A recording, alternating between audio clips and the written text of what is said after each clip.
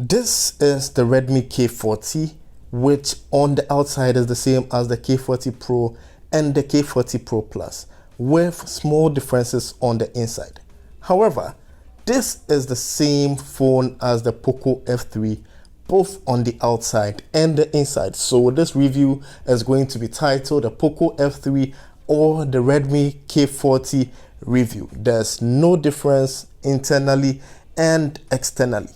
I have been using the Redmi K40 for close to a month now, and I have never been more impressed. This phone costs $350, which puts it in the mid-range category. But the specs on this phone, bro, it puts it into flagship category. So it has a mid-range price and flagship specs. Now, keep that price point in mind, because once we begin to talk about the specs, you are going to be blown away. For $350, you are getting a phone, a clear plastic case, a USB-C cable, and a 33 watts fast charging adapter included in the box. It is a strange phenomenon we are experiencing, where flagship phones, which are more expensive, do not come with chargers included, like the Samsung Galaxy S21 Plus I have here, but cheaper phones come with chargers included in the box. This phone looks beautiful. It looks gorgeous. I love minimalist designs, and this phone is a great example of minimal design done well. I say this because the Poco or Redmi logo is not as big as that on the Poco X3. The camera layout is very unique and blends well with the rest of the device.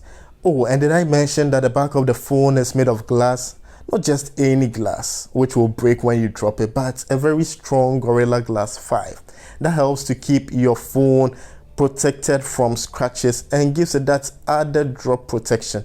You have the same glass on the front and a selfie camera at the top of the phone. The phone is pretty big and the screen is 6.67 inches.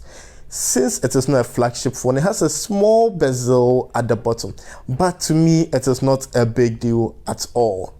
Still on the bottom of the device, you will notice that this phone does not have a 3.5mm earphone jack, but it has a USB-C port, a microphone, the SIM tray port, and a speaker. Speaking of speakers, this phone has speakers at the top and bottom of the device, which gives it a stereo effect.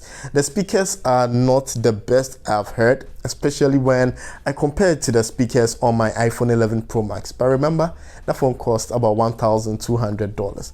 It is loud, but it is not rich in bass, so you can buy yourself a Bluetooth speaker for less than $50. I use the Anker Sound Core 2 paired with this phone, and it makes for really great entertainment, especially considering that this phone has a beautiful display for viewing content. But more on the display in a minute. On the right hand side of the device, you get the volume control buttons and the fingerprint sensor embedded in the power button.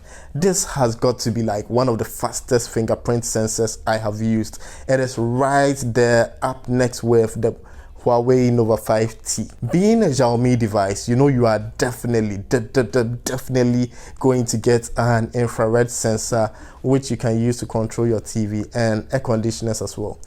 Excellent stuff. Now let us take a look at that display. Can you believe that a phone this cheap comes with a Super AMOLED display?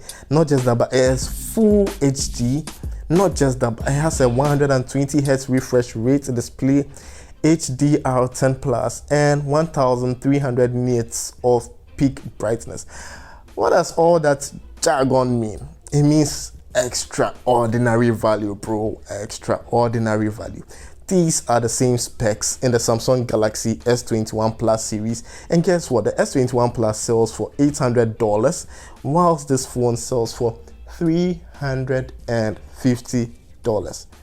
Just take some time to let that sink in. Also on the display, since this is OLED, you get always on display that you can customize to suit your style. Watching content on this phone is great. You can also customize the display to light up when you receive a call. You have the option to turn on the display when you leave the phone or tap the screen, and you hardly notice the hole punch camera cutout at all.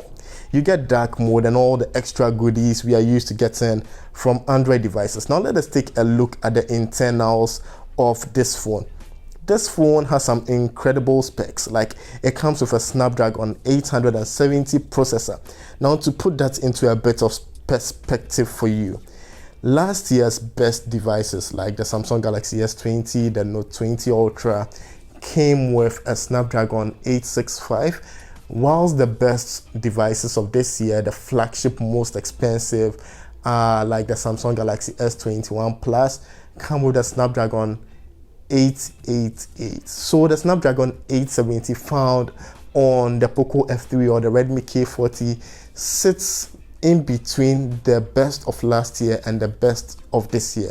So it is better than the best of last year and slightly below the best of this year. But it does not end there. You either get 6 or 8 gigs of RAM and 128 or 256 gigs of fast storage. That is if you are only interested in the Poco F3. But with the Redmi K40, you actually have 12 gigs RAM variant. What does that mean? Extreme value, bro. This phone comes with Android 11 with MIUI 12, and it's a good operating system to use. In fact, the software has so many bells and whistles, I'll need a separate video to cover all the features. But know this, you can customize the interface a lot and add custom launchers to give you a very unique experience. This phone is very responsive as expected from such great specs, and using it on a daily basis was really helpful, made me super productive, and I felt really good about my purchase decision to buy this phone. This phone makes sense. As if this was not enough, the phone comes with a 33 watts fast charging adapter, and in my battery test, it was able to charge the battery, which is a 4520 milliamps battery, from 0 to 100 in just over 40 minutes. Nah, bro, nah, this is just ridiculous right now. Have I mentioned that this phone has 5G? Where I live, it will take about 5 years for 5G to get here, but this phone is far ahead, or as the politicians will say, far advanced. This phone makes me emotional. Some have complained about the cameras not being the best. Bro, come on, man. What do you mean by the cameras not being the best? I'm going to have a dedicated video on the cameras of this phone as it goes head to head with the iPhone 11 Pro Max. If you want iPhone level cameras, you need to buy an iPhone. This phone takes decent pictures and records decent videos. But like I said, full camera review coming up soon. So if you have not yet subscribed, this is the best time to do so. If you're new to my channel, I do mobile phone reviews, mobile app reviews, and I bring to you affordable gadget reviews to help you make an informed decision when you're making your next purchase. So if you like that kind of content, please click on the subscribe button, turn on all notifications so you do not miss any episode. So in summary, if you want a 5G phone, huge RAM, huge storage, best processor on a mid-range device, beautiful design, comes with fast charging adapter, and you do not care about cameras, then the Poco F3 or the Redmi K40 is the best value for money phone money can buy this year. Yeah, I said it. We are just past the first quarter of the year, but this right here is the best mid-range phone of 2021 and the best overall value for money phone this year. This phone makes sense. Thanks, Midrange.